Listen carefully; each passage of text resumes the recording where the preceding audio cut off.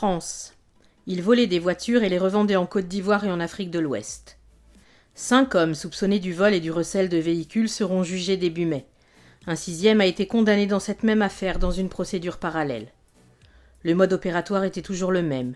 Des véhicules plutôt haut de gamme, généralement des Peugeot 3008, 5008 ou des DS7, volés la nuit dans le nord de la Seine-et-Marne, mais également les départements voisins, après avoir été piratés.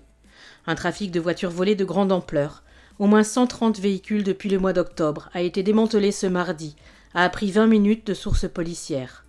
6 individus ont été interpellés par la police judiciaire de Meaux, appuyée par la brigade de recherche et d'intervention de Versailles. L'affaire démarre en octobre 2020, lorsque les services de police constatent une forte recrudescence des plaintes pour vol de ce type de véhicule. La grande difficulté de ce type d'enquête, c'est de rapprocher des faits isolés pour établir des correspondances afin de mettre fin à l'activité de ces réseaux, insiste le commissaire Stéphane Guérin, le chef de la police judiciaire de Meaux. Peu à peu, les enquêteurs remontent ce réseau constitué de plusieurs équipes.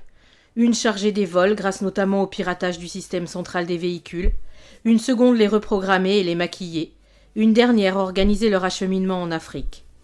Certaines de ces voitures étaient revendues pour une bouchée de pain, 1000 ou 2000 euros alors qu'elles étaient quasiment neuves, note le commissaire. Un homme condamné, 5 autres attendent leur procès. Après plusieurs mois d'investigation, 6 hommes âgés de 18 à 30 ans et pour la plupart bien connus des services de police et de justice ont été interpellés mardi. L'un d'entre eux était d'ailleurs déjà incarcéré pour un autre fait lorsqu'il a été placé en garde à vue dans cette affaire. 5 d'entre eux seront jugés le 7 mai. Un 6e, qui a reconnu avoir participé au convoyage de ces véhicules, a été condamné jeudi dans une procédure de comparution sur reconnaissance préalable de culpabilité.